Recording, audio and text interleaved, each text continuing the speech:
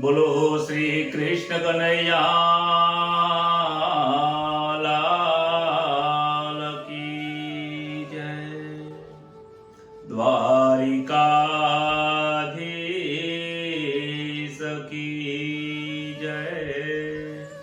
સદગુરુ દેવ કી જય. ભાગવત ભગવાન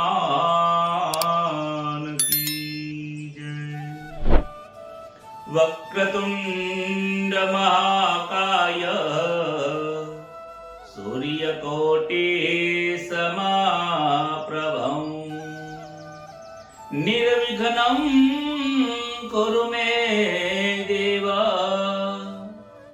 સર્વકાર્યેષુ સર્વદા. કરારવિંદે પદારવિંદમ મોખારવિંદે વિનવેશયંતમ વટસ્ય પત્રસ્ય પુટે શયાનમ બાલમ મુકુંદમ મનસા બાલમ મુકુંદમ મનસા સ્મરામિ. ગીતા છે જીવનનું માન, ગીતા સૌનો આધાર. જે જીવનમાં ઉતારે સુખય પા. અર્જુન સમશંકા કરી કૃષ્ણ કરે છે સમાધાન. ગીતાના માર્ગે જે જન ચાલે મળે આત્મનું જ્ઞાન. પ્રથમ નમો ગુરુદેવને લરી લરી લાગુ પાય. માત પિતાને વંદન કરો રાખો ચરણ નિમાય. મંગલ દિવસ યાજનો મંગલ સૌનું થાય. દાસ જયસના માનજો એ સૌ હરિ ભક્તોને રામ રામ. સાસ જયસના માનજો જય શ્રી કૃષ્ણ યપા. શ્રી પરમાત્મને નમઃ. શ્રી ગણેશાય નમઃ. પરમ પવિત્ર જે શ્રીમદ ભગવદ ગીતાનું જે અપાર અગુહ્ય જે જ્ઞાન છે, જે ગુહ્યમાં ગુહ્ય અને આનંદકારી ગુઢાર્થ જેમાં જ્ઞાન રહેલું છે, જે ભગવદ ગીતા આ મનુષ્યને સાક્ષાત પરમાત્માના દર્શન કરાવે એવું આ દર્શન શાસ્ત્ર છે.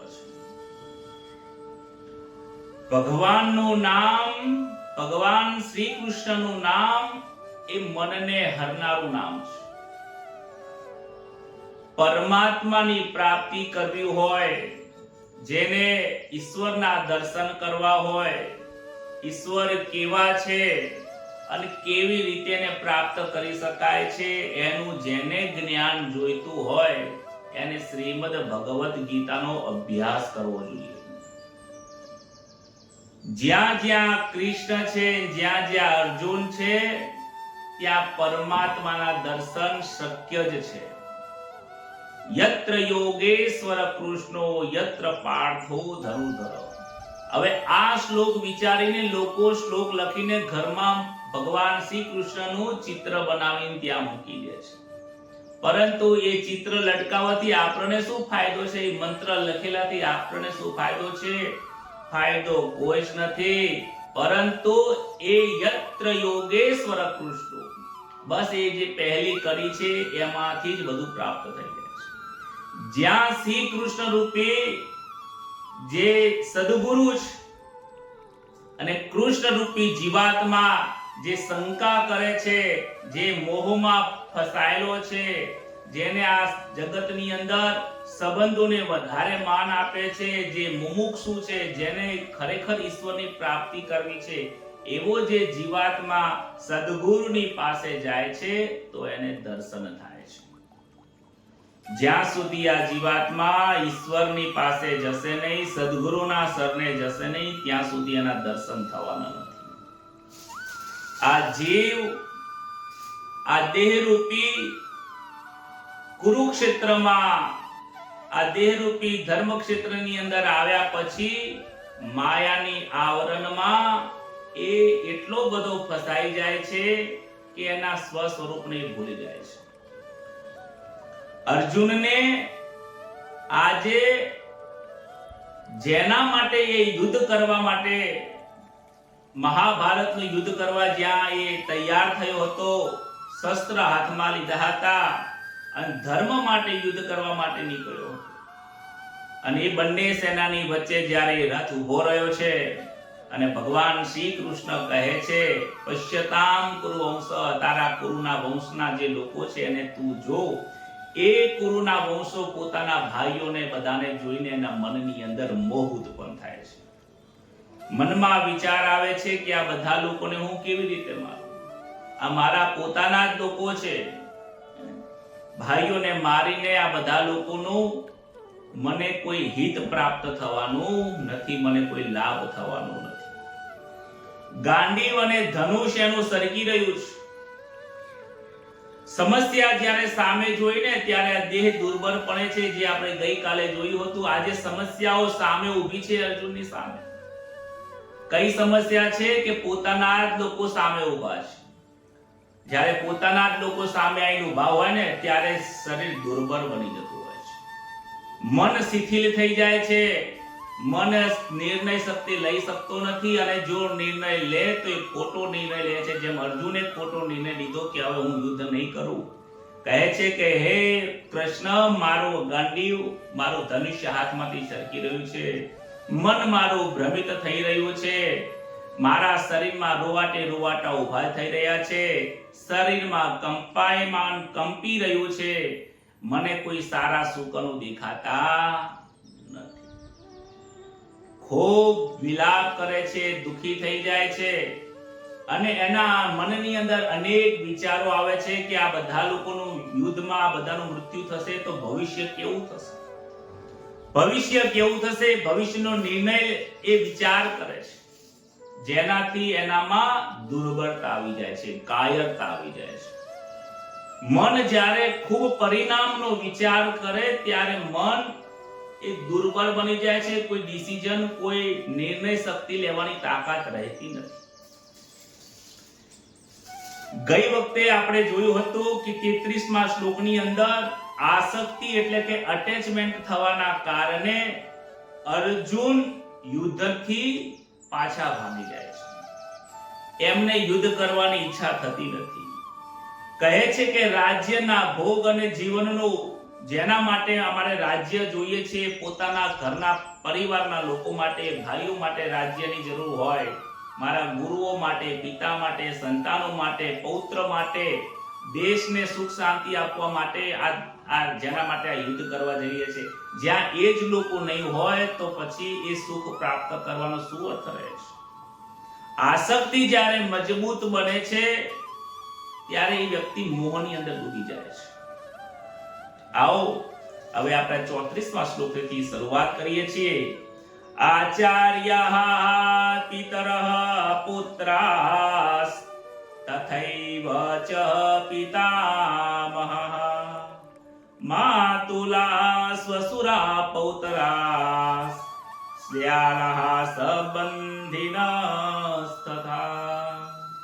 એતાન હંતુમિચ્છામિ જ્ઞતોપી મધુસૂદન અપી ત્રૈલોક્ય રાજસ્ય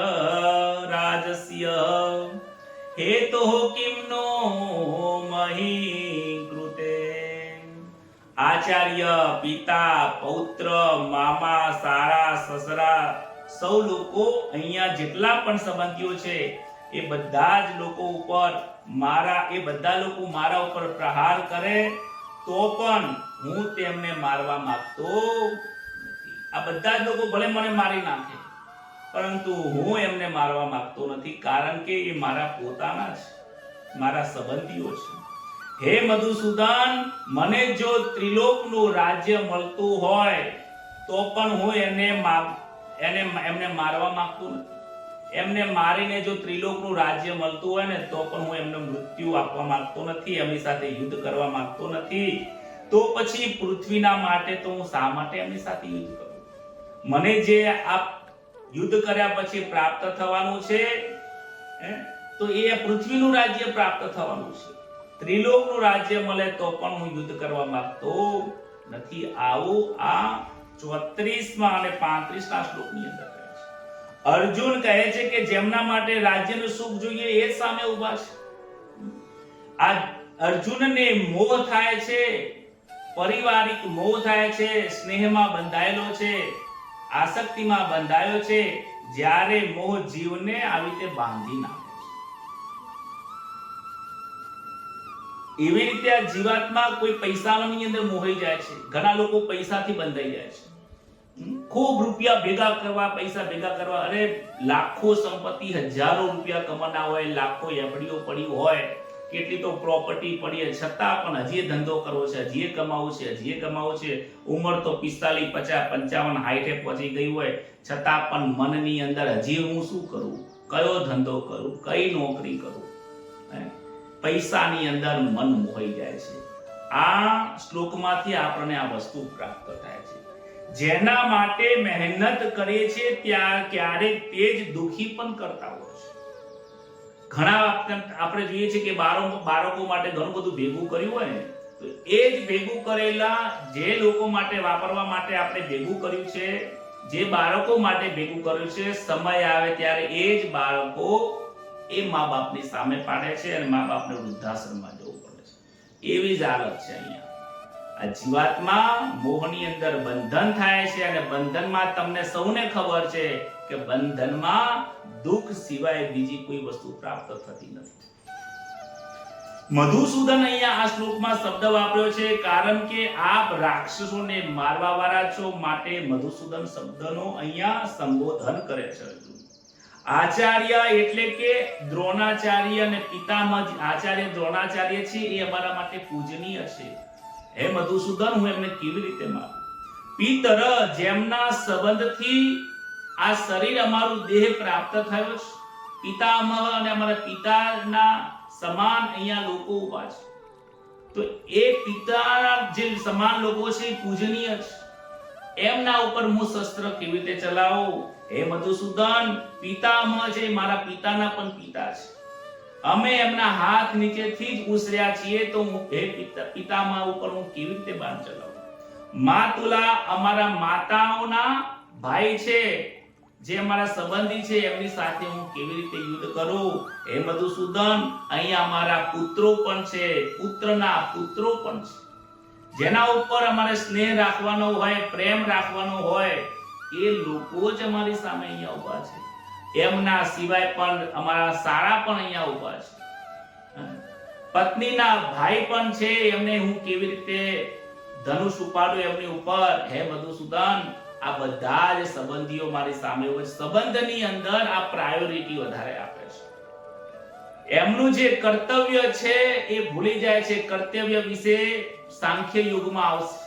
આ પ્રથમ અધ્યાય જે છે ને, એ પ્રથમ અધ્યાયમાં તમને જણાવી દઉં કે અર્જુનનો વિષાદ થાય છે.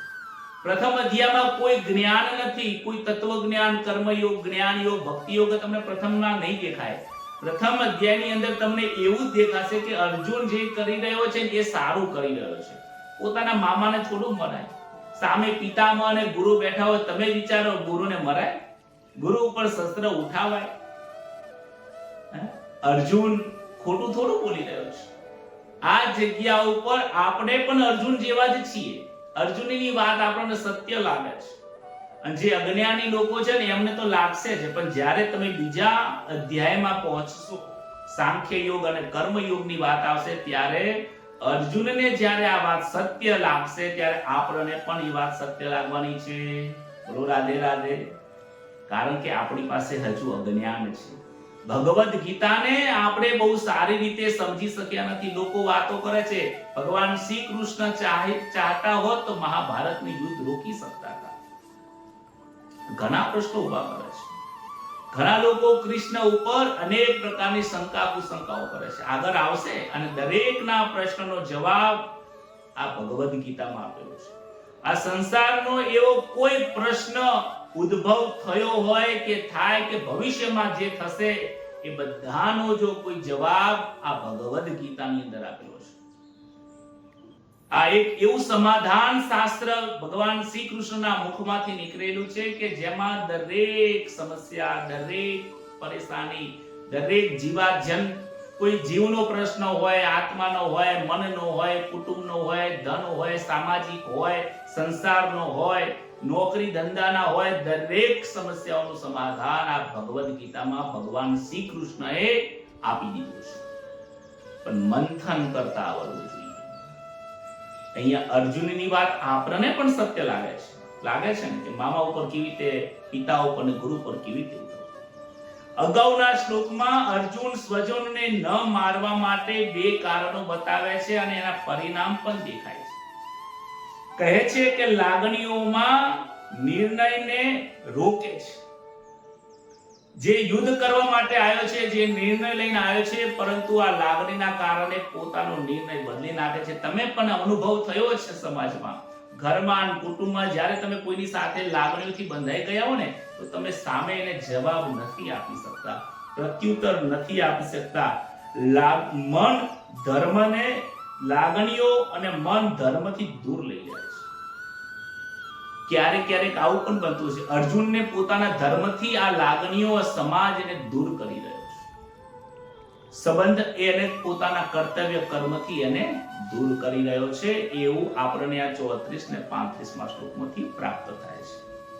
નિહત્ય ધૃતરાષ્ટ્રાન કા પ્રીતિ સ્યાદ જનાર્દન પાપમેવાશ્રયે દસમાન હદ્વૈતાન્નાતતાયન. કહે છે કે હે જનાર્દન, આ ધૃતરાષ્ટ્રના સંબંધીને મારીને અમને કોઈ પ્રસન્નતા થશે? પ્રશ્ન પૂછે છે કે આ ધૃતરાષ્ટ્રના પુત્રોને મારીને અમને શું પ્રસન્નતા થવાની છે? અને તમને લાગે છે કે કૃષ્ણ કે અમને કોઈ આવો આનંદ થશે અમારા ભાઈઓને, ગુરુને બધાને મારીને? આવા આતતાઈઓને મારવાથી ઉલટાનું અમને પાપ લાગવાનું છે. હવે અહીંયા આતતાઈ શબ્દ જે વાપર્યો છે એને પણ સમજીએ. નિહત્ય ધૃતરાષ્ટ્રાન, ધૃતરાષ્ટ્રના પુત્રો એમના સહયોગી બીજા અનેક સૈનિકો છે. એમના ઉપર વિજય મેળવીને એમને મારીને અમને કોઈ પ્રસન્નતા પ્રાપ્ત થવાની નથી. એમને મારી નાખીએ, અમારે રડવું જ પડશે. એમને મારવાથી શું થશે? અમારે જ રડવું પડશે. ક્રોધ અને લોભમાં આવીને અમે કેવો અનર્થ કરવા બેસી રહ્યા છીએ. અમે કેટલું ખોટું કરવા જઈ રહ્યા છીએ, ખોટું કાર્ય કરીએ છીએ. આવા આતતાઈને મારવાથી હે કૃષ્ણ, હે મધુસૂદન, અમને પાપ જ લાગશે. હવે વિચારવા જેવું છે કે જે આતતાઈ છે ને 6 પ્રકારના આતતાઈ હોય છે. આતતાઈ મતલબ દુઃખ દેનારા લોકો, જે અતિશય લોકોને દુઃખ આપે છે.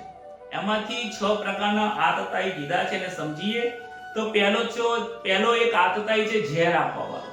જે ઝેર આપીને કોઈને મારવાની ભાવના રાખે છે, અથવા તો જે આપીને મારી નાખવાનો પ્રયત્ન કરે છે, એ ઝેર આપનારો એક આતતાઈ છે. બીજો છે આગ લગાડનારો છે. ત્રીજો શસ્ત્ર ઉપાડવા વાળો છે. ચોથો કોઈનું ધન કે જમીન પડાઈ લેવા વાળો છે. પાંચમું પણ કોઈ એની પાસે જમીન હોય, ધન હોય, ચોરી લેવા વાળો માણસ છે. છઠ્ઠો જે છે એ સ્ત્રીનું હરણ કરવા વાળો છે, જે સ્ત્રીનું અપમાન કરવા વાળો છે. એ પણ આતતાઈ છે.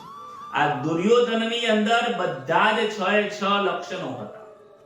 એને સ્ત્રીનું અપમાન પણ કર્યું છે, લાક્ષાગૃહની અંદર પાંડવોને બારવાનો પ્રયત્ન પણ કર્યો છે, એમનું ધન પણ હડપી લીધું છે, એમને છેતરી પણ દીધા છે, એમને શસ્ત્ર લઈને આજે મારવા પણ ઊભો થયો છે, અનેક પ્રકારના જેટલા 6 પ્રકારના આતતાઈ ગીતા છે, આ દુર્યોધનમાં 6 ગુણ રહેલા છે.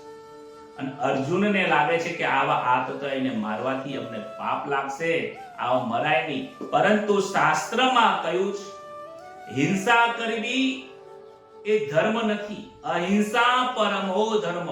અહીંયા મનમાં એ વિચાર પણ કરે છે કે હિંસા કરવી મારો ધર્મ નથી, શસ્ત્ર લઈને મારવું ઉપાડવું એ પણ મારો ધર્મ નથી, આવો વિચાર કરે છે કે એ પણ કુટુંબના લોકોને મારવાનું. કહે છે કે અહિંસા પરમો ધર્મ. અહિંસા જે છે, કોઈના ઉપર હાથ ન ઉપાડવા, એ સૌથી મોટો ધર્મ છે. આવું આ સમાજમાં પણ કહ્યું છે. પરંતુ એ શ્લોકની આગળ એક વસ્તુ કીધું છે, ધર્મ હિંસા તથૈવ ચ. આ મહાભારતનો શ્લોક છે કે અહિંસા પરમો ધર્મ, ધર્મ હિંસા તથૈવ ચ, અહિંસા પરમો ધર્મ તથા હિંસા પરમો ધર્મ. જ્યારે કોઈ પણ વ્યક્તિ ઉપર હિંસા કરવી, મારવી, આગ લગાડવું, દુઃખ દેવું, કોઈ વ્યક્તિને કોઈની હિંસા કરવી એ અધર્મ તો છે જ, એ પાપ તો કહેવાય જ છે. પરંતુ જ્યારે આ ધર્મની વાત આવે, ધર્મની ઉપર જ્યારે કોઈ હિંસા કરતું હોય, ત્યારે શસ્ત્ર ઉઠાવવાની જરૂર પડે તો તેને ત્યારે એ હિંસા પણ બહુ મોટો ધર્મ બની જાય છે. દેશ આઝાદ થયો ત્યારે અહિંસા પરમો ધર્મ, અહિંસા પરમો ધર્મ એમ કહીને ઘણા એવા રાજાઓ હતા, એમને કાયર બનાવી દીધા છે. ઘણા એવા સુરવીર લોકો હતા, એને અહિંસા પરમો ધર્મ કરીને ઘણા કાયર બનાવી દીધા છે. પરંતુ જ્યારે દેશની વાત હોય એ વખતે શસ્ત્ર ઉઠાવવાની જરૂર પડે છે. ત્યારે એ શસ્ત્ર ઉપાડી અને હિંસા કરવી, જે ખોટા લોકો છે, અધર્મના માર્ગ ઉપર ચાલે છે, એમને મારવું એ ધર્મ બની જાય છે. એટલે આ આખો શ્લોક સમજવાની ખૂબ જરૂર છે. આ શ્લોકમાંથી આપણને એ શીખવા મળે છે કે આ લોકોને મારીને મને શું સુખ પ્રાપ્ત થશે, આમાં પરિણામ વિશે વધુ વિચારો તો નિર્ણય લેવામાં મુશ્કેલતા આવે છે. અર્જુન પરિણામ વિશે બહુ વિચાર કરે છે કે આમને મારવાથી અમને શું લાભ થશે, આમને મારવાથી અમારો કુટુંબના પરિવારના લોકો મળશે, એનાથી અનેક સ્ત્રીઓમાં દૂષણ ઉત્પન્ન થશે. મનની અંદર અનેક પ્રકારની વિટંબનાઓ ભરે છે.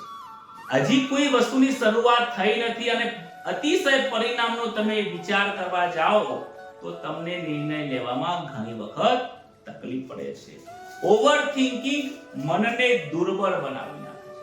ઘણા લોકો ઓવર થિંકિંગ કરતા હોય છે, કોઈ મનુષ્યના વિશે, કોઈ ઘરના વિશે, પરિવારના વિશે. ઓવર થિંકિંગ એટલે કે વધુ પડતો વિચાર કરો.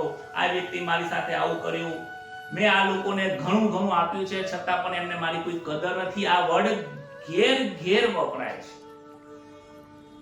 ઘરે લોકો વિચાર કરે છે કે મેં મારા પરિવાર માટે આટલું કર્યું, પણ એ લોકો મારા માટે કાંઈ નથી કર્યું. કાંઈ નથી કર્યું એ તમારી અપેક્ષા છે, અને એ અપેક્ષા વિશે આગળ આવશે કે અપેક્ષા એ દુઃખદાયક છે. તમે મનની અંદર ઓવરથિંક, કોઈ વ્યક્તિ તમને ગાળ બોલીને જતું રહે અને કદાચ તમારી શક્તિ ન હોય બોલવાની, અને એ બોલીને જતો રહ્યો કે તમને થપ્પડ મારી નીકળી ગયો કે ન બોલવાના શબ્દો બોલીને જતો રહ્યો, એ બોલીને જતો રહ્યો પછી તો એ આનંદ કરશે, એ તમારી વાત ભૂલી જશે. પરંતુ તમે એ વ્યક્તિએ જે વર્તન કર્યું એ વર્તનને મનની અંદર વિચાર કરીને એ ડૂમો મગજની અંદર ભરીને તમે આખો દિવસ પરેશાન રહેશો. અને બહુ થિંકિંગ કરશો તો મનમાં ઘર કરી જશે. તો ઘણી એવી વાતો છે કુટુંબ પરિવારની જે તમને કેટલાય વર્ષો સુધી યાદ રહેશે. તમને બાળપણની હજી સુધી પણ વાતો યાદ છે. કેમ? તમને એને ઓવર થિંકિંગ કર્યું છે, તમને એ વાતને ઇમ્પોર્ટન્ટ આપ્યું છે, મનની અંદર તમે એને ગ્રહણ કરી લીધું છે. પરંતુ બાળપણમાં જે અભ્યાસ કર્યો છે એ તમને યાદ નથી. કેમ? કારણ કે એને તમે વારંવાર યાદ નથી કર્યું. વારંવાર યાદ કરવાથી એ ઘરમાં મનની અંદર ઘર કરી જાય છે. હવે એક ખરાબ જો વાત હશે તો મનની અંદર ખરાબ વાત ઘર કરી જશે. પેલો વ્યક્તિ આજથી 20 વર્ષ પહેલા મારી સાથે આવો વ્યવહાર કર્યો હતો. અરે ભૂલી જાઓ, ખરાબ વસ્તુને ઘર શું કામ કરો છો? એનું તો ખરાબ થાય ન થાય એ વસ્તુ એનું કર્મ એ જાણે. તમે તમારું હૃદય, તમારું મન, તમારું અહંકાર, તમારું જીવન કેમ ખરાબ કરો છો એવું વિચારીને તમારા મનની અંદર એની પ્રત્યે શત્રુતા જાગી જશે. કહ્યું છે ઓવર થિંકિંગ તમારા જીવનને દુર્બળ બનાવે. કોઈના વિશે વધારે વિચાર ના કરશો. અને જો કરવું હોય તો સત્કર્મનું કરો, પુણ્યનું કરો, ભગવદ ગીતાનું મનન કરો. ઘણા લોકો જે કહે છે કે મહારાજ તમારી કથા સાંભળીએ કે ગુરુ મહારાજનો જે સત્સંગ સાંભળી છે, આપણે જે પરિવારમાં ચર્ચા થતી છે કે બાપુ તમે આ ભજન ઉપર ચર્ચા કરી હતી તો અમે ભૂલી ગયા, ફરીથી સમજાવો. એકનું એક ભજન 10 વખત સમજાયું હોય છતાં પણ એ ગુરુ મહારાજના કીધેલા શબ્દોને ભૂલી જઈએ છીએ. એનું કારણ એક જ વસ્તુ છે કે એની પાછળ આપણે મનન નથી કરતા, વિચાર નથી કરતા, એને વારંવાર યાદ નથી કરતા. અને જુઓ, તમે જે સારી વસ્તુને યાદ કરી હશે ને એ તમારા જીવનમાં આજે પણ તમને યાદ હશે. બોલો રાધે રાધે. તમને આ મારી વાત સમજાતી હોય તો જય શ્રી કૃષ્ણ કોમેન્ટમાં લખજો કે મહારાજ મને આ તમારી વાત સમજાય છે, એટલે મને પણ ખબર પડે. ઓવર થિંકિંગ જીવનમાં. આવો આગળના શ્લોકને આપણે જોઈએ. તસ્માન્નાતો વયમ હંતો જાત્ર રાષ્ટ્રાન સબન બાંધવાન સ્વજનમ હે કથમ હતવા સુખિન સ્યામ માધવ. કહે છે કે એટલે અમારા પોતાના બાંધવો, આ ધૃતરાષ્ટ્રના સંબંધીઓ ને મારવા માટે અમે યોગ્ય ગણતા નથી. કેમ કે હે માધવ, આ પોતાના કુટુંબીઓને મારીને અમે સુખી કેવી રીતે થઈશું? પોતાના લોકોનો વધ કરવો એ યોગ્ય નથી. આવું આ અર્જુનને લાગે છે. આપણને લાગે છે કે પોતાના લોકોને મરાતા હશે. મહારાજ તમે તો વાત કરો છો, તમે આ વસ્તુ કહો છો, પરંતુ આ મોહને વશ થઈને વાત કરે છે, કર્તવ્ય કર્મ છોડીને વાત કરે છે. કહે છે કે મોહ ધર્મને ઢાંકી દે છે.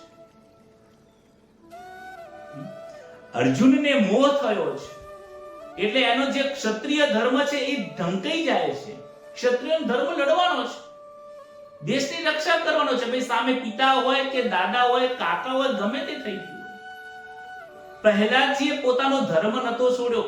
ઘણા લોકો કહે છે કે પહેલા જ પોતાના પિતાનું આજ્ઞાનું પાલન કરવું એ ધર્મ છે. વાત સાચી છે, પણ પોતાના પિતા અધર્મના માર્ગે ચાલતા હતા. ત્યાં વિચાર કરવો પડે આપણે કે મારો ધર્મ શું છે? અધર્મના માર્ગે ચાલુ કે ધર્મના માર્ગે ચાલુ? તો ધર્મનો માર્ગ એ સર્વશ્રેષ્ઠ છે, એ મુખ્ય ધર્મ છે. પેલો ગૌણ ધર્મ છે, પેલો સામાજિક ધર્મ છે. સામાજિક ધર્મ કરતા મુખ્ય ધર્મનો વિશેષતા હોય છે. માટે ત્યાં તમારે પિતાની આજ્ઞાનું પાલન કરવાનું નથી હોતું, ત્યાં ધર્મના રસ્તે ચાલવાનું હોય છે. પિતા જો ખોટા રસ્તા ઉપર લઈ જતા હોય, હતા ને હિરણ્યકશ્યપ અને હિરણ્યાક્ષ જે હતા એ પોતાના પુત્રને ખોટું માર્ગદર્શન આપતા હતા, પણ એને એ ધર્મ નથી અપનાવ્યો. એવી જ રીતે આ મોહમાં પોતાના ધર્મનો ઢંકાઈ જાય છે, દેખાતું નથી. તમે જ્યારે કોઈના લાગણીઓમાં જશો ને ત્યાં તમે તમારે ઘણી વખત તમે અધર્મ કરી નાખશો. કે પરિવારના સાથે એટલા બધા તમે બંધાઈ ગયેલા હશો, પૈસાથી તમે જો બંધાઈ ગયા હશો, સારી નોકરી મળતી હશે, સારા પૈસા જ્યાં મળતા હશે ને ત્યાં તો ભલે ખોટું કરવું પડે ને આપણે, પૈસાના મોહમાં ત્યાં અતિ ધર્મ ભૂલી રહ્યો છે, ખોટું કર્મ કરી રહ્યો છે. આ વ્યવસાયમાં પણ આવું થતું હોય છે, કુટુંબમાં પણ આવું થાય છે. અને આ દેહની અંદર સમજીએ તો આ જ્યારે મન મોહાઈ જાય ત્યારે પોતાનો સ્વધર્મ છે, આત્માનો ધર્મ છે, એ ભૂલી જાય છે. 38ના શ્લોકની અંદર જઈએ. અધ્યપેતે ન પશ્યંતી લોભોપહત ચેતસઃ. બહુ સમજવા જેવું છે. ઉલક્ષય કૃતમ દોષમ મિત્ર દોહે ચ પાતકમ. આ મુખ પ્રફુલ્લિત એટલા માટે થાય છે કે એ અર્થ સમજાય ને ત્યારે આનંદ આવે. જોજો તમને જ્યારે ભગવદ ગીતા હું કહું અને એ અર્થ તમને મગજની અંદર બેસી જશે ને ત્યારે તમને ખુદને થશે કે આ કેવી વાત છે, આનંદની વાત છે.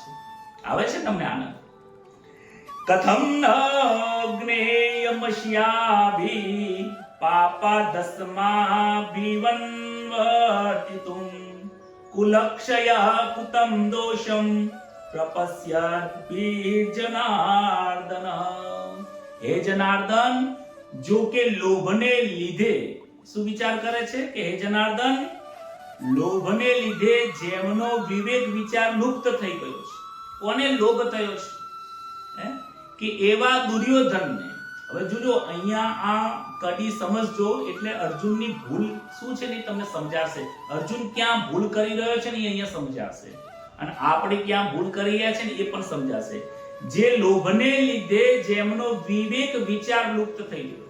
દુર્યોધનને લોભ છે કે હું બધું જ પ્રાપ્ત કરી લઉં, આખું રાજ્ય હું લઈ લઉં.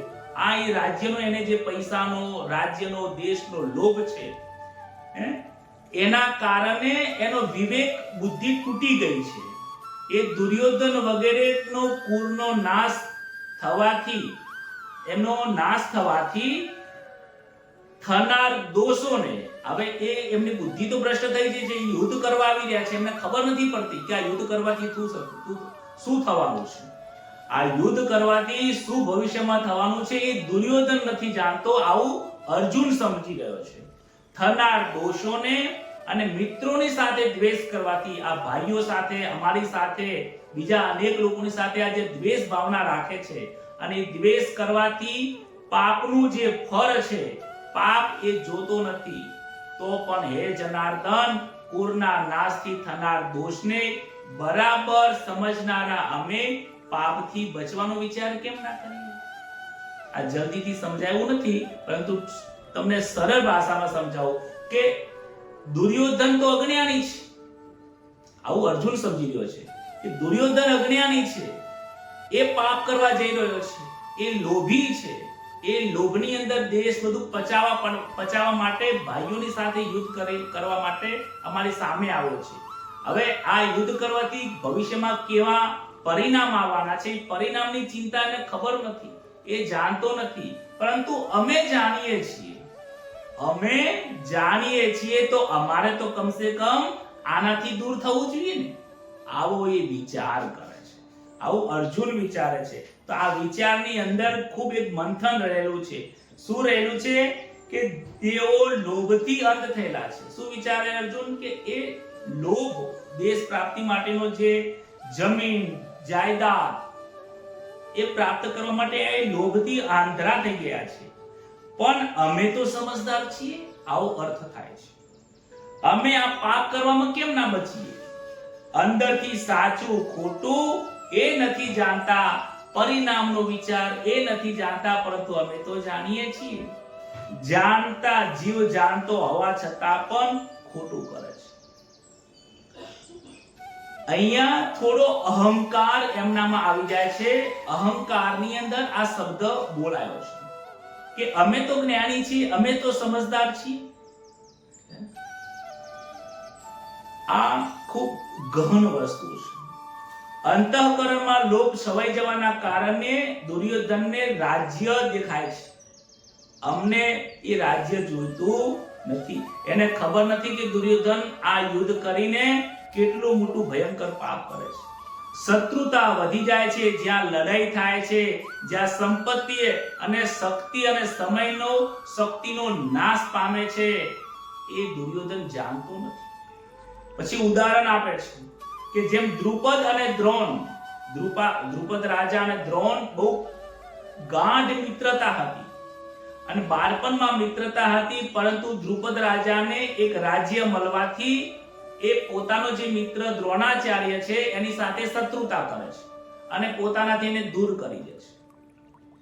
હવે એને ઠોકર મારી દેવાથી દ્રોણાચાર્ય અને દ્રુપદની વચ્ચે એક દુશ્મનાવટ થઈ જાય છે. બંનેની વચ્ચે દુશ્મનાવટ થઈ જાય છે.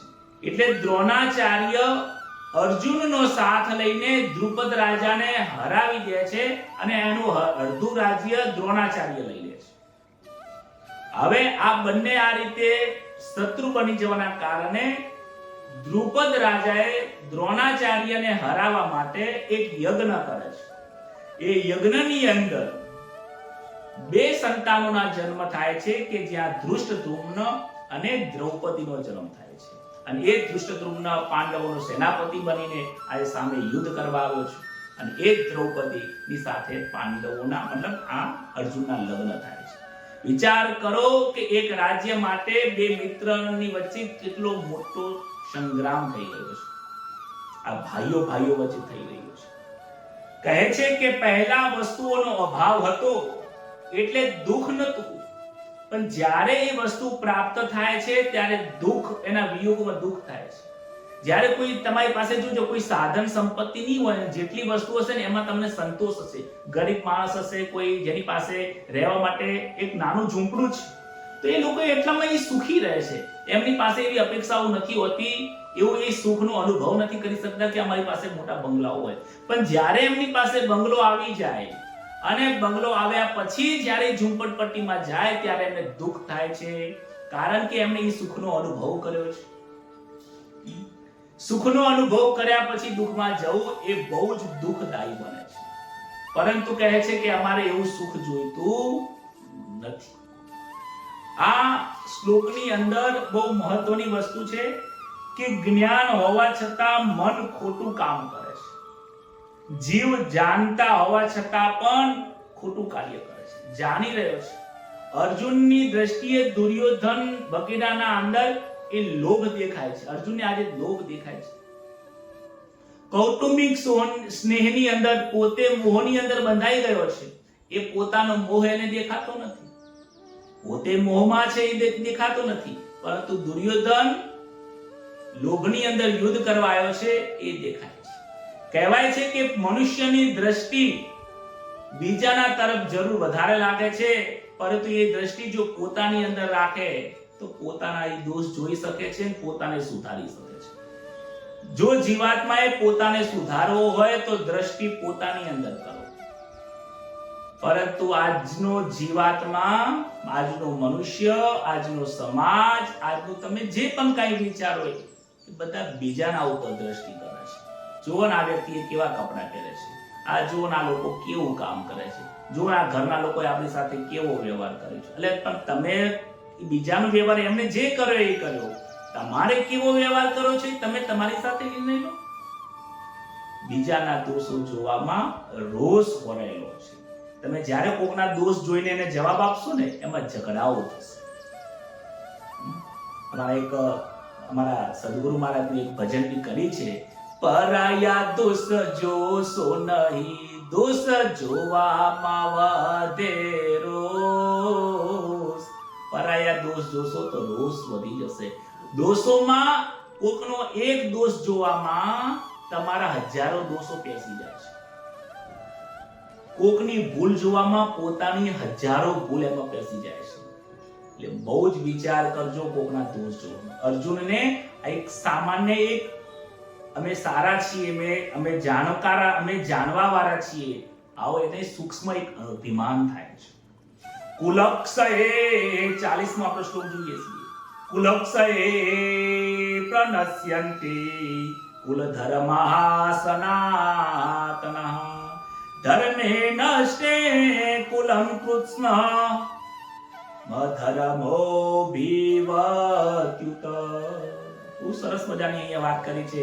કુલનો નાશ થવાથી, હવે એને વિચાર આવે છે ને કે એ નથી જાણતો, પરિણામનો વિચાર નથી કરતો, પણ અમને ખબર છે કે પરિણામ શું આવવાનું છે, શું આવવાનું છે એની વાત કરે છે.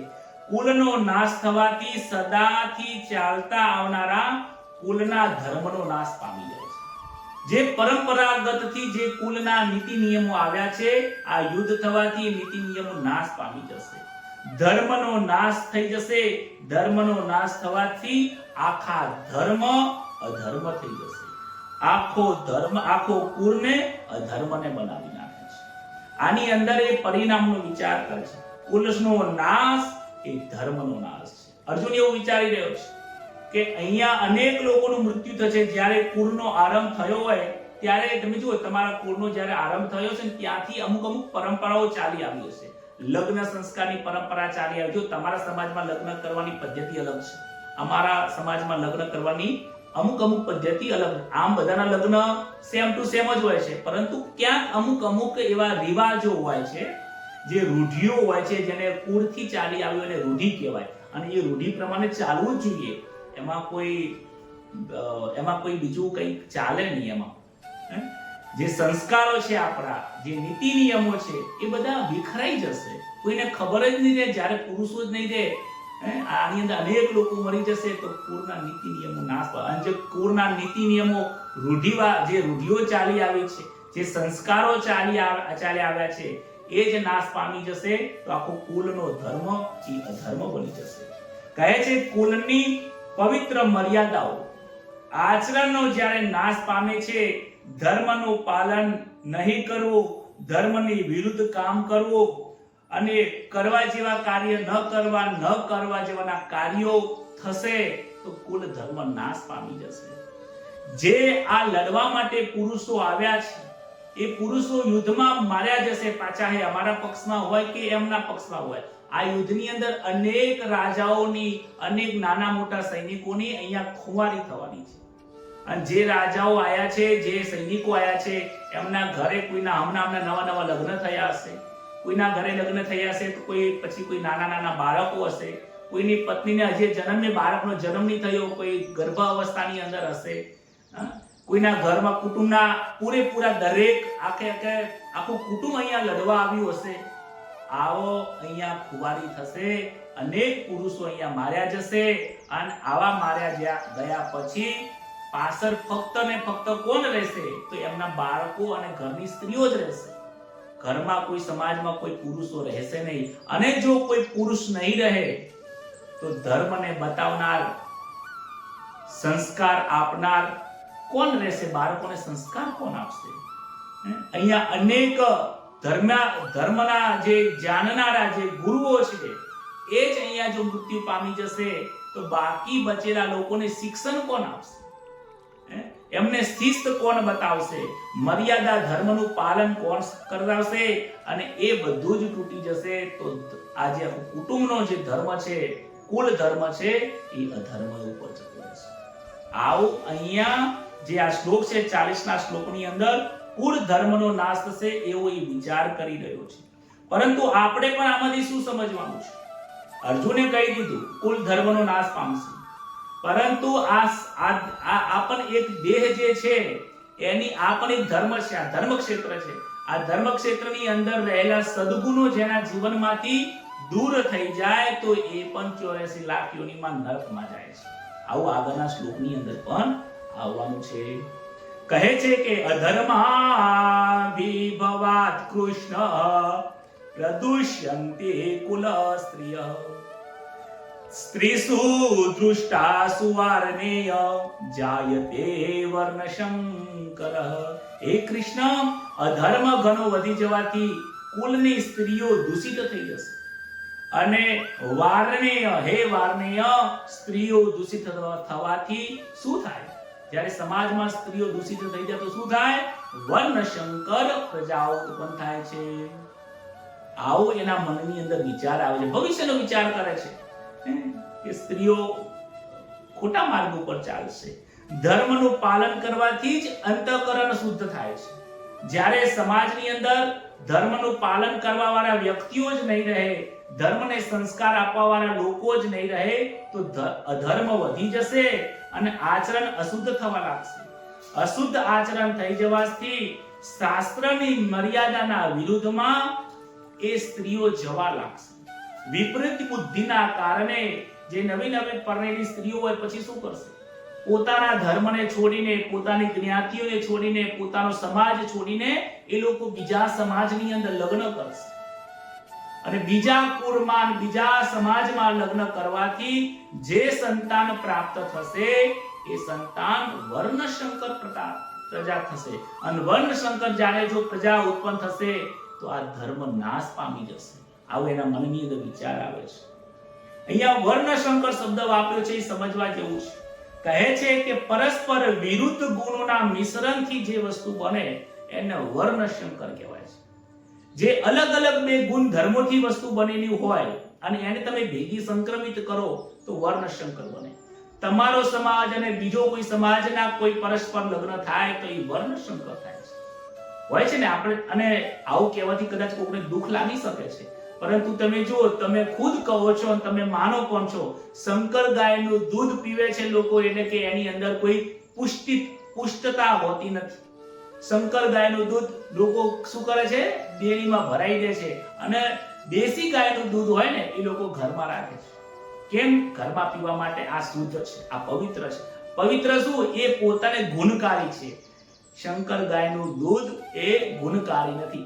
આ એક્સેપ્ટ કરશે તો આવું તમને સમજાય છે. તો પોતાના કુલ ધર્મને છોડીને બીજા કુલ ધર્મની અંદર જાઓ, પોતાનો ધર્મ છોડીને બીજા પર ધર્મની અંદર, પર સમાજની અંદર જ્યારે જ્ઞાતિની બહાર લગ્ન થાય છે ત્યારે એ બંનેના ગુણધર્મો તમે જુઓ. તમારો સમાજ અને બીજા કોઈ સમાજ જે હોય છે ને, એ સમાજના વિચાર શક્તિ આખી અલગ હોય છે. બ્રાહ્મણ અને ક્ષત્રિય બે સમાજ છે, એ બંનેના વિચાર ધર્મો અલગ હોય છે. ક્ષત્રિય અને વૈશ્યના વિચારો અલગ હોય છે, વૈશ્ય અને શૂદ્રના વિચારો અલગ હોય છે. આ વર્ણ વ્યવસ્થા વિચારસરણી પ્રમાણે કરેલા છે. ક્ષત્રિયમાં લડવાનું લોહી હોય છે, જ્યારે બ્રાહ્મણમાં નથી હોતું, એ શૂદ્રમાં વૈશ્યમાં નથી હોતું. બ્રાહ્મણને ધંધો કરતા ના આવડે, પરંતુ વૈશ્ય સારો ધંધો કરી શકે. જૈન વ્યક્તિ હોય એ સારો ધર્મ કરી શકે. કેમ? એ ધર્મની એ શરીરમાં લોહીમાં બનાવેલું છે, એ એનો ધર્મ છે. પરંતુ જ્ઞાન એ વૈશ્ય કે ક્ષત્રિય નહીં આપી શકે, કારણ કે એમના લોહીમાં નથી, એમના વર્ણાશ્રમમાં નથી. પરંતુ નાનામાં નાનો બ્રાહ્મણ કોઈ વ્યક્તિ બાળક હશે ને, તો જો થોડું કંઈ પણ ગીતાનું જ્ઞાન વાંચ્યું હશે ને, તો જ્ઞાન પીરસી શકશે. માટે જ્ઞાન પ્રાપ્ત કરવું હોય તો બ્રાહ્મણ જ હોવો જોઈએ. આવું શાસ્ત્રમાં એટલા માટે લખ્યું છે. એટલે વર્ણની બહાર જે જાય છે અને એનાથી એ સંક્રમિત થઈને જે વસ્તુ બને છે. આજે એ વર્ણાશ્રમના કારણે જે વર્ણશંકર પ્રજા ઉત્પન્ન થાય, એવી રીતે ભોજનમાં એવું થાય છે કે જે અલગ અલગ ગુણધર્મ વાળી વસ્તુઓને ભેગી કરીને કઈ તમે ભોજન બનાવો તો એની અંદર પણ એની અંદર કેવું બને? આહાર શંકર વસ્તુ બની જશે. આજે લોકો તમે યુટ્યુબમાં જોશો, અલગ અલગ પ્રકારની વસ્તુ ભેગી કરીને ભોજન બનાવે, સ્વાદિષ્ટ બની જશે, ગુણકારી નહીં બને, કારણ કે તમે અલગ અલગ ગુણધર્મોને ભેગા કર્યા છે. એટલા માટે તમે જોજો, સ્વાદિષ્ટ ખાવા જતા રહેશે, પરંતુ ગુણધર્મ સારા ના હોવાના કારણે શરીર પણ બગડે છે. કયા કયા કીધા છે વર્ણશંકર કે ધર્મશંકર હોય છે? વર્ણશંકર ધર્મ ક્ષેત્ર, હિન્દુ અને મુસલમાન લગ્ન કરે તો પછી શું થતું છે? ધર્મશંકર પ્રજા ઉત્પન્ન થતી હોય છે. વર્ણશંકર બ્રાહ્મણ, ક્ષત્રિય, વૈશ્ય, શૂદ્ર વર્ણ છે. આ વર્ણ પરસ્પર વર્ણની અંદર જાય, પ્રજા ઉત્પન્ન થાય, એમાં એકબીજા વચ્ચે પ્રેમ નથી હોતો. એ જે ગુણ ઉત્પન્ન, જે ક્ષત્રિયનો ગુણ આવો જોઈએ એ ક્ષત્રિયનો ગુણ ના આવે. પછી બ્રાહ્મણની અંદર જે જ્ઞાનનો ગુણ આવો જોઈએ, પછી જ્ઞાનનો ગુણ નથી આવતો. જાતિ સંકર, કુળ સંકર, વેશ સંકર. આજે તમે જુઓ, સ્ત્રીઓ પુરુષના કપડા પહેરે છે, પુરુષ સ્ત્રીઓના કપડા પહેરે છે. પુરુષના કપડા પહેરવાથી સ્ત્રીઓની અંદર પુરુષત્વ જાગી જાય, સ્વેચ્છાચારી બની જતા હોય છે. મને કોઈ કહેવા વાળું નહીં, આવા એટીટ્યુડ આવી જાય છે. તમે જોજો, જીન્સ ને ટી-શર્ટ પહેરશે આવું થશે. કેમ? એ કેવા છે? વેશ સંકર પ્રાપ્ત થાય છે. આવું ભગવદ ગીતાની અંદર જ્ઞાન આપેલું છે. આની પાસે આપણે રિસર્ચ કર્યું નથી. પશ્ચિમી સંસ્કૃતિનું આચરણ કરવાથી આપણે એમના જેવા બની ગયા છે.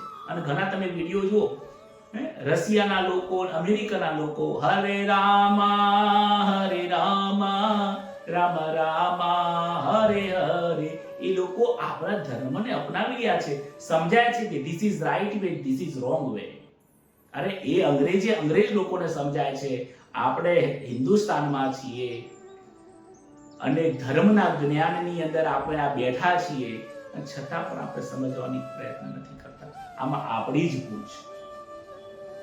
વર્ણશંકર પ્રજા જન્મે તો કુળનો નાશ થાય છે, પૂર્વજોનો પણ નાશ થાય છે, એવું આગામી શ્લોકમાં કહે છે.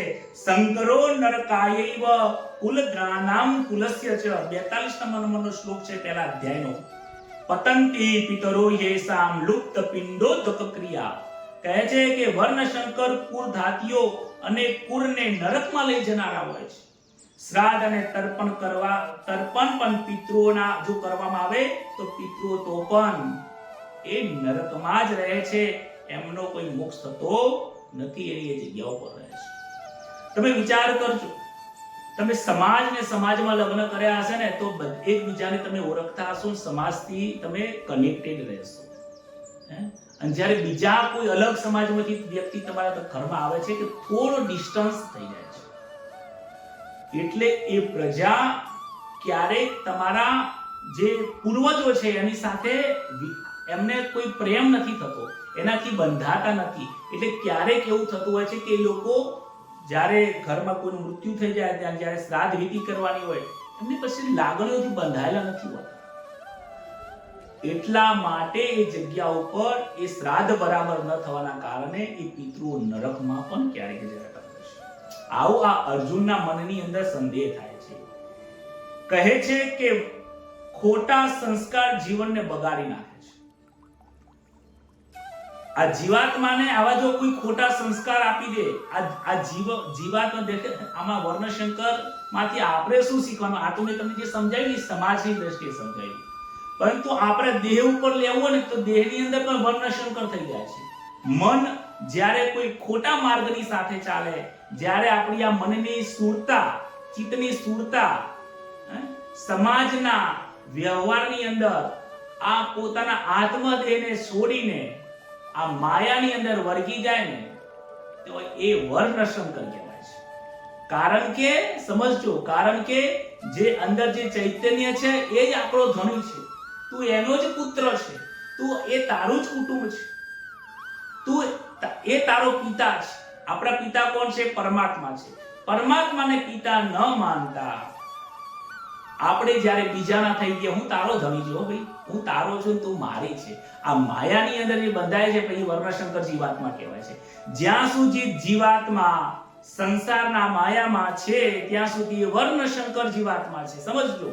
અને જ્યારે જીવાત્મા આ ભગવદ ગીતા વાંચીને પોતાના સ્વ સ્વરૂપને વિચાર કરે કે હું જય બ્રાહ્મણ નથી, હું સતચિત આનંદ સ્વરૂપ પરમાત્માનો પુત્ર છું, પરમાત્માનો અંશ છું, આવું જેને જ્ઞાન પ્રાપ્ત થાય છે ત્યારે વર્ણશંકર નહીં, એ સ્વ સ્વરૂપની અંદર જાય છે. એ જ ધર્મિષ્ઠ છે સાચો. આ 42 નંબરના શ્લોકમાંથી પોતાના અંતર ઉપર આપણે લેવાનું. આ ભગવદ ગીતાને સમાજની દ્રષ્ટિએ જોઈએ ખરી, પરંતુ એને પોતાના દેહ ઉપર લઈને સમજશો ને તો જ પોતાનું કલ્યાણ થશે. આગળનો 43મો શ્લોક કહે છે દોષૈરતૈ કુલ જ્ઞાનામ વર્ણશંકર કારકૈ ઉત્સાદ્યન્તે જાતિ ધર્મા કુલ ધર્મા ચ શાશ્વતા.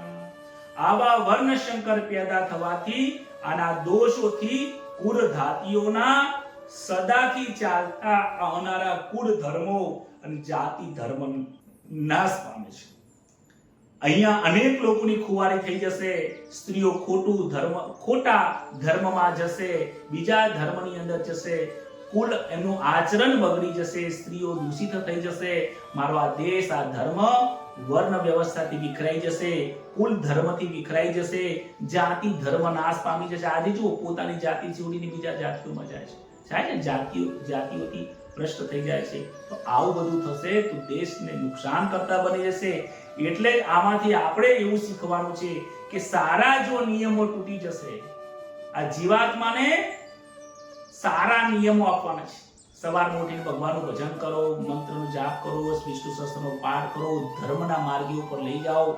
હા, ક્યાં સુધી હવે આ 50 વર્ષની ઉંમર થઈ તોય હજી ધંધો લઈ બેઠા છો? છોકરાઓને આપી દો. પોતાનો ધર્મ એ યાદ કરો, પોતાનું હવે કર્તવ્ય યાદ કરો. હવે 50 વર્ષની ઉંમરે કયું કર્તવ્ય હોય? ભગવાનનું ભજન કરવાનું કર્તવ્ય હોય. હવે આ 60 વર્ષની ઉંમરે પૈસા કમાવાનું, હવે બહાર રખડવાનું, યાત્રાઓ કરવાનું ધર્મ ના હોય. વિચાર કરવાની બહુ જરૂર છે. કહે છે કે જેઓનો ધર્મ નાશ પામે છે એનો નરકમાં વાસ થાય છે. આ જીવાત્માનો ધર્મ ઈશ્વરનો ધર્મ છે. ઈશ્વરનું ભજન નહીં કરે, ઈશ્વરની પ્રાપ્ત નહીં કરે તો સીધી વસ્તુ છે કે આ જીવાત્માને 84 લાખ યોનિમાં જવાનું છે. અને સમાજની દ્રષ્ટિએ જઈએ તો સમાજે જ્યારે પોતાની વર્ણ વ્યવસ્થાથી બહાર જતો રહે, જાતિ ધર્મથી બહાર જાય તો એ દૂષિત થાય જ છે, એ દુઃખી થાય જ છે, ક્યારેય સુખી થતા નથી. આવું આ 43મા શ્લોકમાંથી પ્રાપ્ત થાય છે. ઉત્પન્ન કુલ ધર્માનામ મનુષ્યાનામ જનાર્દન નરકે નિયતમ વાસો ભવતીત્યનુસુશ્રમઃ. 44મો શ્લોક એવું કહે છે કે જેઓનો ધર્મનો નાશ પામે છે તેનો નરકમાં વાસ થાય છે. હે જનાર્દન, જ્યારે કુલ ધર્મનો નાશ પામશે અને તેવા મનુષ્યો લાંબા સમય સુધી નરકની અંદર વાસ કરે છે. એ કયું નરક? સમાજની દ્રષ્ટિએ જોવા જઈએ તો લોકો દુઃખી થાય છે, એ નરક જ છે, બીજું શું છે? પરંતુ આને આપણે પોતાના દેહની અંદર જોઈએ તો ધર્મ વગર જીવન દુઃખદાયક છે. આજે લોકો દુઃખી થાય છે એનું કારણ છે દરેક વ્યક્તિએ પોતાનો ધર્મ છોડી દીધો છે. આજે બ્રાહ્મણ થઈ અને બીજા કોઈ ધર્મની અંદર જાય છે. ક્ષત્રિય પોતાનો રક્ષા કરવાનો ધર્મ છોડીને અને બીજા કોઈ ધર્મની અંદર જતા રહે. સેવા કરવાનો જે ધર્મ છે એ છોડીને જ્ઞાન આપવાનું ધર્મ, આ વર્ણ વ્યવસ્થાના વિરુદ્ધમાં જઈને કાર્ય કરે તો મનુષ્ય દુઃખી થાય છે. એમાં કોઈ શંકાને સ્થાન નથી. આ ભગવદ ગીતાની અંદર પોતાનો ધર્મ શું છે એ સમજવાનું જ મુખ્ય આ ગ્રંથ છે. બીજો કોઈ આ ગ્રંથ છે નહીં. પોતાનું કર્તવ્ય, ધર્મ એટલે શું? ધર્મ એટલે કર્તવ્ય. તમે ધર્મને હિન્દુ મુસલમાન ના સમજતા. જો આવું સમજ્યા ને તો સમજી લીધું જ્ઞાન જ્ઞાની. ધર્મ એ પોતાનો ધર્મ એટલે પોતાનું કર્તવ્ય. બ્રાહ્મણ હોય તો બ્રાહ્મણનું કર્તવ્ય, ક્ષત્રિય તો ક્ષત્રિયનું કર્તવ્ય, હું વક્તા છું તો વક્તાનું કર્તવ્ય, શ્રોતા હોય તો શ્રોતાનું કર્તવ્ય, પિતા હોય તો પિતાનું કર્તવ્ય, ઘરની પત્ની છે તો પત્નીનું કર્તવ્ય, પુત્ર તો પુત્રનું કર્તવ્ય, તમે કોઈ જગ્યાએ નોકરી કરો છો, સેવક છો તો સેવકનું કર્તવ્ય, તમે કોઈના માલિક છો, તમારી હાથી છે 100 લોકો કામ કરે છે તો તમારો એક શેઠ તરીકે તમારું જે કર્તવ્ય છે, પતિ તરીકેનું કર્તવ્ય, એ તમારું શું છે? કર્તવ્યનું પાલન. રામે શું કર્યું છે? પોતાના કર્તવ્યનું તો પાલન કર્યું છે. કુટુંબના પત્નીના ધર્મ પતિ ધર્મ કરતો એમણે રાજ ધર્મ મોટો હતો માટે એમના માટે હજારો લોકો એ મહત્વના હતા એટલે પોતાના પત્નીનો એમણે ત્યાગ કરી દીધો. કર્તવ્યનું પાલન એ જ સર્વશ્રેષ્ઠ ધર્મ છે. અને અહીંયા પણ એ જ બતાવે છે કે જ્યારે આ જીવાત્મા પોતાનો ધર્મ ભૂલી જશે, પોતાનો ધર્મ આત્માનો ધર્મ છે, એ આત્માના જ્ઞાન પ્રાપ્ત કરવાનું કાર્ય નહીં કરે અને સમાજનું સાંભળવા માટે, સમાજની વાતો કરવા માટે, સમાજના પ્રોબ્લેમો દૂર કરવા માટે ત્યાં એ ધર્મની અંદર નીકળી જશે તો ત્યાં દુઃખ સિવાય પ્રાપ્ત શું થવાનું છે? ઘણા લોકો પંચાયત પૂરવા માટે જતા રહેતા હોય ને, પછી એ લોકો એવું વિચારે છે કે અમે એમનું સારું કરવા જઈએ છીએ. અરે એમનું સારું કરવા માટે ઘણા બીજા બધા લોકો છે. તું સમજદાર છે, તું તારું વિચાર. પંચાયત કરવા જવાની જરૂર નથી. એ તારો ધર્મ નથી પંચાયત કરવાનો. પંચાયત કરવા માટે કોર્ટ બેઠી છે. કહે છે સદગુણો સમજણમાંથી જાય. સમજણ એ પોતાનો ધર્મ છે, જ્ઞાન એ પોતાનો ધર્મ છે. સદ સમજણની અંદર જે સદગુણ છે એ સદગુણો જ્યારે જતા રહે ત્યારે 84 લાખ યોનિમાં ભટકવું જ પડે છે. એ જ નરક છે, બીજું કોઈ નરક છે જ નહીં. અહો બત મત પાપમ કર્તુમ વ્યવસ્થિતા વયમ યદ રાજ્ય સુખ લોભેન હંતુમ સ્વજન મુદ્યતા. આની અંદર કહે છે કે એ મોટા આશ્ચર્ય અને ખેદની વાત છે કે અમે મોટા ઘોર પાપ કરવાનો નિર્ણય કરી બેઠા છીએ. જો કે રાજ્યના સુખના લોભથી પોતાના સ્વજનોને અમે મારવા તૈયાર. આજે અહીંયા આશ્ચર્ય કરે છે કે અર્જુન, હે કૃષ્ણ, અમે કેવું કાર્ય કરવા માટે બેઠા છીએ? અમે આશ્ચર્ય જેવી વાત છે કે અમે મોટું પાપ કરવા માટે બેઠા છીએ કે એક લોભ, એક રાજ્યની પ્રાપ્તિ કરવા માટે અમે સ્વજનોને મારવા માટે નીકળી ગયા છીએ. અમે અમારા પોતાના માટે આ લાભ પ્રાપ્ત કરવા માટે પોતાના લોકોને મારવા માટે તૈયાર થઈ ગયા છે. આવું એને અહીંયા આની અંદર એને પોતાને આવું દુઃખ થાય છે, આશ્ચર્ય થાય છે. અહો બત, અહો શબ્દ આશ્ચર્ય માટે વપરાયો છે. કહે છે કે દુર્યોધન દુષ્ટ બુદ્ધિવાળો છે. અરે એને તો પરિણામની ખબર નથી પડતી. અમને તો જાણીએ છીએ કે પરિણામ શું થવાનું છે. અમે જાણવા છતાં પણ આવું કેમ કરીએ છીએ? આમાંથી આપણે એ શીખવાનું છે કે આત્મા અંદરથી ચેતવણી આપે છે એક વખત જરૂર, પરંતુ સમજતો નથી. જ્યારે તમે કોઈ ખોટું કાર્ય કરશો ને તો અંદરનો અંતરાત્મા તમને જરૂર પાછો વાળશે, પરંતુ એ સમજવાની ખૂબ જરૂર છે કે મારે અહીંયાથી શું કરવાની જરૂર છે. એક વખત આશ્ચર્ય જરૂર કરજો. અરે રે, મેં આવું કર્યું. અરે રે, મારો જીવાત્મા, મારો આ જે આ જીવ છે એ ક્યાં ભટકી રહ્યો છે? હજી એ ખાવામાં ભટકે છે, હજી આ કપડા પહેરવામાં ભટકે છે, હજી આ માથાની વાળની સ્ટાઇલો બદલવામાં ભટકે છે.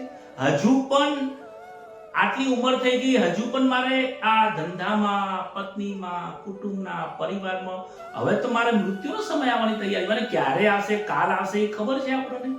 ક્યારે આવવાનું એ ખબર નથી. એનું આશ્ચર્ય થતું નથી. આશ્ચર્ય જરૂર કરજો જીવનમાં. અરે રે, મેં આ શું કર્યું? મારો સમય વેલી થઈ ગયો છે. સમય નથી આપણી પાસે વચાવજો, માટે ભગવદ ગીતાને પ્રાપ્ત કરી લેજો. આવો 46મો શ્લોક જોઈએ. હવે 2 શ્લોકો છે. યદિ મામ પ્રતિકાર મશસ્ત્રમ શસ્ત્રપાનય ધ્રાતરાષ્ટ્રાન રણે હંત્યો સ્તન્મે ક્ષેમતરમ ભવેત. જો આ હાથોમાં અસ્ત્ર લીધેલા ધૃતરાષ્ટ્રનો પક્ષ લેનારા, યુદ્ધ ભૂમિમાં સામનો નહીં કરનારા, શસ્ત્ર રહિત એવા જો મને મારી નાખે તો એ મારા માટે વધારે હિતકારી થશે. ભલે હું યુદ્ધ ન કરું અને આ લોકોને હું ન મારું, અને એ લોકો કદાચ મનમાં એવું વિચારે અને મને મારી નાખે તો પણ મારા માટે એ શ્રેષ્ઠ છે, એ મારા માટે હિતકારી. શું વિચારે છે? જો હું યુદ્ધ નહીં કરું ને તો સામેવાળા પણ યુદ્ધ નહીં કરે. હું યુદ્ધ કરવા માટે ઊભો થયો છું, માટે એ લોકો યુદ્ધ કરે છે. અને કદાચ હું યુદ્ધ ન કરું, શસ્ત્ર મૂકી દઉં અને એ લોકો મારા શસ્ત્ર મૂકી દીધા પછી પણ એ લોકો એવું મનમાં વિચારે કે અર્જુન ફરીથી અમારી પર યુદ્ધ કરશે તો, અને મારા શસ્ત્ર મૂકેલા ઉપર હું નિશસ્ત્ર થઈ જાઉં, અને છતાં પણ એ જો મને મારવા આવતા હોય તો એ મૃત્યુ હું સ્વીકાર કરવા તૈયાર છું. આ મોહની અંદર એ પોતે મૃત્યુ સ્વીકાર કરવા તૈયાર થઈ ગયો, પોતાનું કર્તવ્યને ભૂલી જાય છે અને કહે છે કે હું મરી જઈશ તો એ મારા માટે સર્વશ્રેષ્ઠ છે. મારું એ પ્રાયશ્ચિત હશે કે મેં મનમાં વિચાર કર્યો કે મારા પોતાની સામે હું યુદ્ધ કરવા જઉં છું. આ જે મારા મનમાં વિચાર આવ્યો એ ખૂબ ખરાબ વિચાર આવ્યો છે. મારા માટે શ્રેષ્ઠ રહેશે કે એ લોકો મને મારી નાખશે. કહે છે કે માણસ ક્યારેક હાર સ્વીકારી લેતો હોય છે. માયા અને મોહની અંદર જ્યારે ઓવર થિંકિંગમાં જતા રહેતા હોય છે ત્યારે એ પોતાની હારને સ્વીકારી લે છે. કહે છે નિશસ્ત્ર ભલે હું થઈ જાઉં. જીવ નિરાશા અને ડિપ્રેશનની અંદર ખોટા નિર્ણયો લઈ લે છે. મન જ્યારે ડિપ્રેશનની અંદર આવી જાય, બહુ વિચારો કરતો હોય ને ત્યારે ખોટા નિર્ણય લે છે. તમે વિચાર કરજો, જ્યારે તમે ડિપ્રેશનમાં આવી ગયા હોય ને ત્યારે તમે ખોટા નિર્ણય લેજો છો. જ્યારે મન બહુ વિચારો કરતું હોય ને ત્યારે નિર્ણય ના લેશો. અમારા ગુરુજી કહે છે કે જયેશ, જ્યારે આપણો સમય ખરાબ હોય ને ત્યારે આંખો બંધ કરીને એ સમયને નીકાળી દેવો છે. જ્યારે તમારી પાસે પૈસો ના હોય, કોઈ કામ ના હોય, સમય તમારી પાસે બહુ કોઈ સમય દેખાતો ના હોય, બધું આંખે બધું આંધળું થઈ ગયું હોય, લોકો બધા તમને મારવા માટે આવતા હોય, ટોકતા હોય ને, અને નોકરી છૂટી ગઈ, આ સમય ઉપર એકદમ શાંત મન રાખજો, મનને સ્થિર રાખજો. જો થોડા પણ ખરાબ સમયની અંદર તમે કોઈ ડિસિઝન લીધો તો સમજજો કે તમે પડ્યા ખાડામાં. અને જો ડિસિઝન લેવું પડે તો એવા વ્યક્તિને પૂછજો જે તમારો સાચો સલાહકાર હોય. અમારા જ્યોતિષમાં આ બહુ મહત્વની વસ્તુ છે. હમણાં છેલ્લા 5-6 દિવસથી ડિપ્રેશનમાં રહેલા લોકો મને પૂછવા આવતા હોય છે કે જયેશભાઈ હું શું કરું, નોકરી છૂટી ગઈ છે, આ થઈ ગયું છે, આ થઈ ગયું છે. અઠવાડિયામાં 2 વખત તો કન્સલ્ટેશન કરી દીધું, મને 2 વખત ફોન આઈ કરીને પૂછી લીધું. પરંતુ હંમેશા માટે એમને કહું છું, સમય ખરાબ છે, ખરાબ સમયમાં ડિસિઝન ના લેશો, જેમ ચાલે છે એમ ચાલવા દો. ખરાબ સમય આખી જિંદગી હોતો નથી. જેમ સારો સમય આખી જિંદગી ન હોય, ખરાબ સમય પણ આખી જિંદગી નથી હોતો. 28મા શ્લોક સુધી એને બોલવાનું ચાલુ રાખ્યું હતું અને હવે એ શોકમગ્ન થઈ ગયો છે. હવે એ બોલતો નથી અને હવે એ જે એને નિર્ણય લેવાનો હતો એને હવે નિર્ણય લઈ લીધો છે. અને કેવો નિર્ણય લીધો છે એ 47મા શ્લોકની અંદર, પ્રથમ અધ્યાયના છેલ્લા શ્લોકની અંદર સંજય કહે છે, એવ મુક્તાર્જુન સાંખ્યે રથોપસ્થ ઉપાસિત વિસૃજ્ય સશરીરમ ચાપમ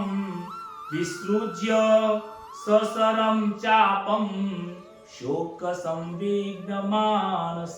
સંજય બોલે છે એમ કહીને, ધૃતરાષ્ટ્રને સમજાવે, કહે છે કે એમ કહીને શોકથી વ્યાકુળ થઈને, મન વ્યારા, જે શોકથી વ્યાકુળ થઈ ગયો છે એવો મનવાળો અર્જુન બાણ સહિત ધનુષ્યનો ત્યાગ કરી દીધો. જે બાણ જે ભરેલા હતા એ પણ ઉતારી દીધા, હાથમાં જે ધનુષ હતો એ પણ યુદ્ધ ભૂમિમાં નીચે મૂકીને જે રથ હતો એના મધ્ય ભાગમાં નીચે જઈને બેઠી ગયો.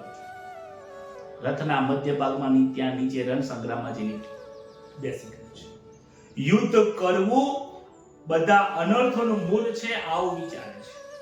કુટુંબીઓનો નાશ થશે, કુટુંબીઓનો નાશ થશે તો સ્ત્રીઓ દૂષિત થશે, દૂષિત સ્ત્રીઓ થશે તો ધર્મ નાશ પામશે, આ ધર્મ નાશ પામશે, કુટુંબ પરિવાર નાશ પામશે.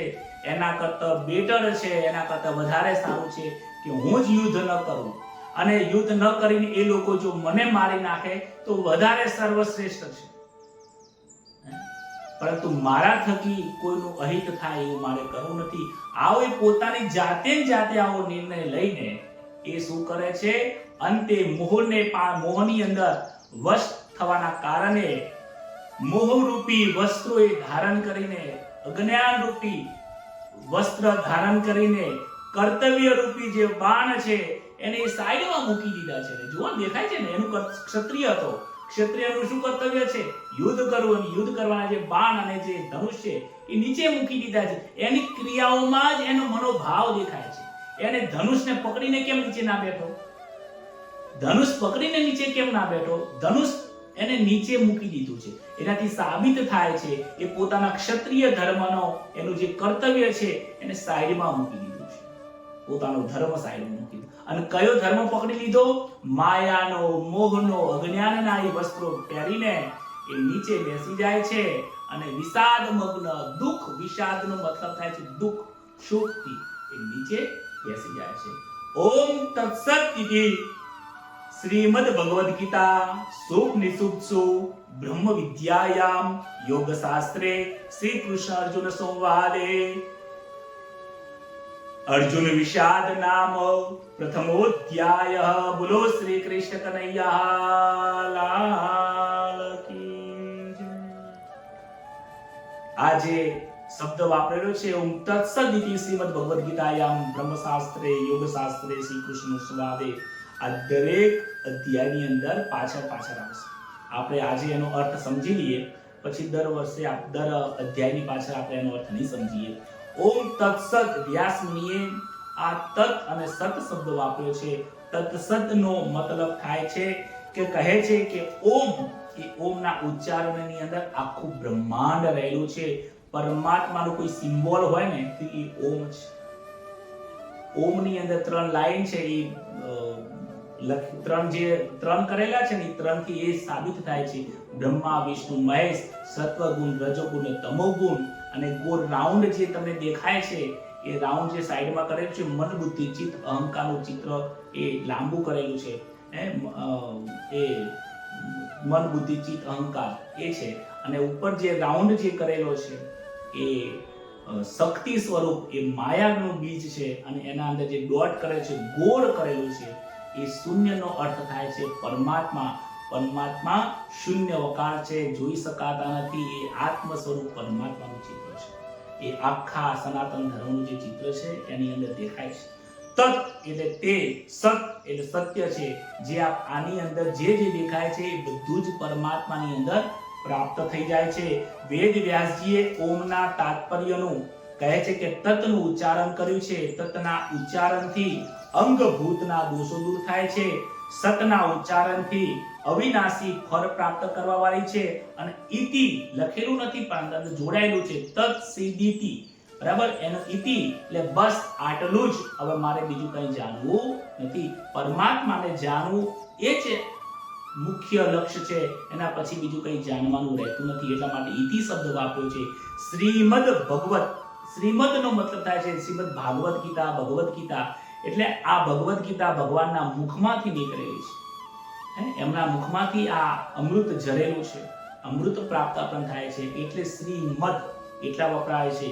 શ્રી કહેતા સર્વ સંપન્ન, જે સર્વ સંપન્ન છે એવા, એટલે કે ઐશ્વર્ય, ધર્મ, યશ, શ્રી, જ્ઞાન અને વૈરાગ્યથી જે સંપન્ન છે, જે આ વિદ્યાથી સંપન્ન છે, એવા ભગવાનના મુખમાંથી નીકળેલી શ્રીમદ ભગવત ગીતા. આમ ગીતા એ સ્ત્રીલિંગ છે. ગીતાનો અર્થ થાય છે આનંદ. ભગવાને આનંદ અને મોજમાં આનંદિત થઈને મોજની અંદર આ ગીત ગાયું છે. આ જ્ઞાન આપ્યું છે, પરંતુ સ્ત્રીલિંગ શબ્દ છે માટે એમને ગીતમ શબ્દ નથી વાપર્યો, ગીતા શબ્દ વાપર્યો છે. બ્રહ્મ વિદ્યા અને ઉપનિષદ શબ્દ વાપર્યો છે. એ ઉપનિષદ નો મતલબ થાય છે કે ભગવાનના મુખમાંથી સાક્ષાત નીકળેલી છે ને, એટલા માટે ઉપનિષદ છે. બ્રહ્મ વિદ્યાયામ, આ ભગવાને જે આ જે ગ્રંથ આપ્યો છે આપણને, એ જે જ્ઞાન આપ્યું છે એ બ્રહ્મ વિદ્યા છે. લોકો કહે છે કે બ્રહ્મ વિદ્યાને પ્રાપ્ત કરવી છે, બ્રહ્મ વિદ્યાને પ્રાપ્ત કરવી છે. બ્રહ્મ વિદ્યા એટલે એ જ કે જે ભગવદ ગીતાને જેને પોતાના જીવનમાં ઉતાર્યું છે, ભગવદ ગીતાના જ્ઞાનને સમજીને જે જીવનમાં વ્યવહાર કરે છે, એ જ બ્રહ્મ જ્ઞાની છે. બાકી આટલું જાણવાથી બ્રહ્મ વિદ્યા પ્રાપ્ત નથી થઈ જતી. ભગવદ ગીતાને હૃદયમાં ઉતારી વ્યવહારમાં જે ચાલે છે, that is બ્રહ્મ વિદ્યા. બ્રહ્મ એટલે ઈશ્વર, બ્રહ્મ એટલે પરમાત્મા. જે બ્રહ્મ એટલે જે કશું દેખાતું નથી.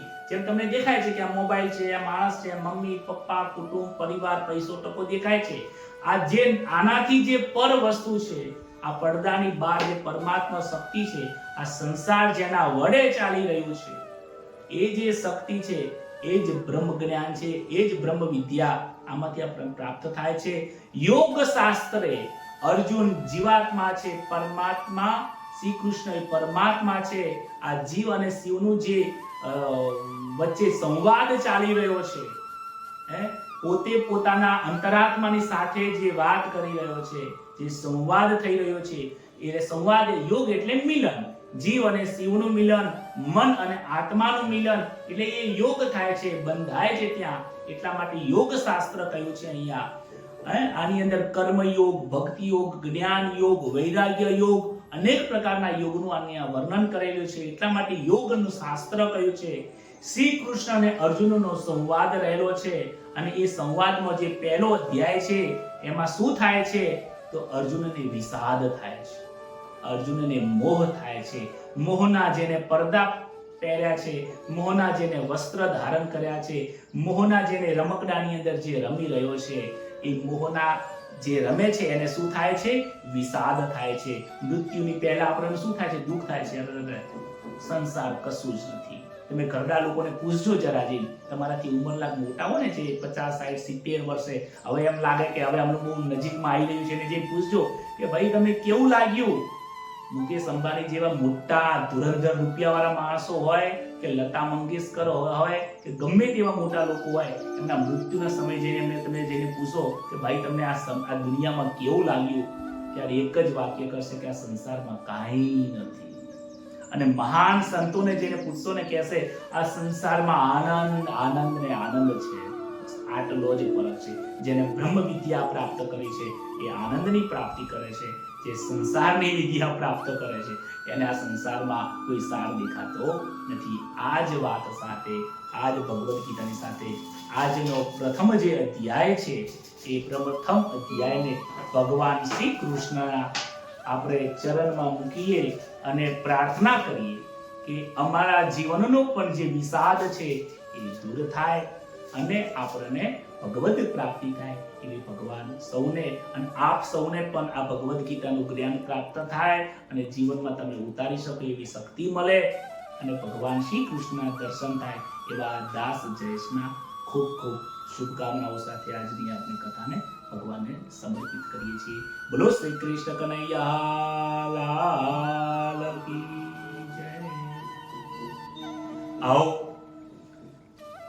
કીર્તન ની સાથે ભગવાનના નામની અંદર આપણે મગ્ન થઈએ. કીર્તન કરવાથી આ મન જાગૃત બને છે. તો આપણા મનને જાગૃત કરીએ. ઊંઘ્યા હોય તો ઊભા થઈ જઈએ, બેઠા હોય તો ઊભા થઈ જઈએ અને સ્વસ્થ થઈ જઈએ. તો આળસ આવ્યું હોય તો આળસને મરોડી દઈએ અને ભગવાનના સાથે જાણે કે બાથ ભરીને આપણે રમતા હોય એ રીતે આપણે કરીએ. આવો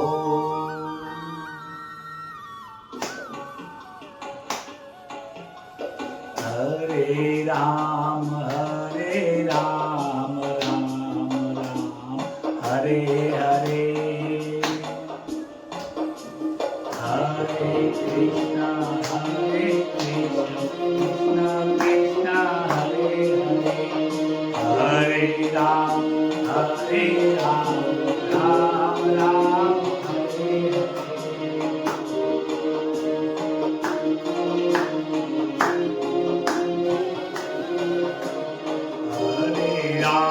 Hare Ram, Ram Ram, Hare Hare, Hare Krishna,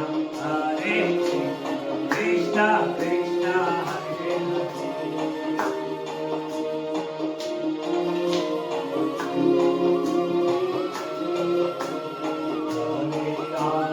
Hare Ram, Ram Ram, Hare Hare, Hare Krishna,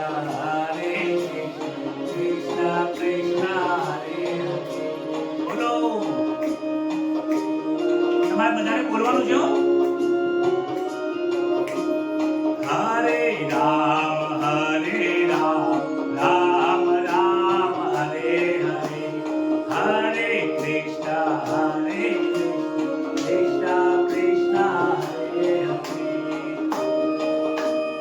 હરે હરે.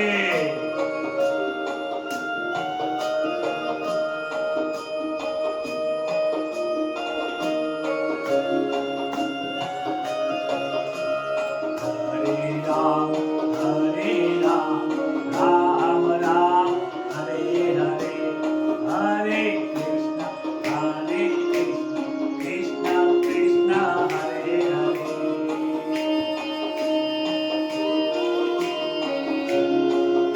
આનંદમાં રમીએ.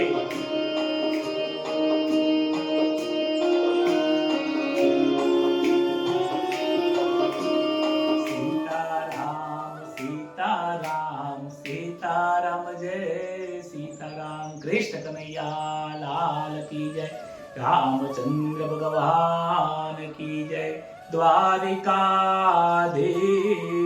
की जय, भागवत भगवान की जय. नमः पार्वती पतये हर हर महादेव.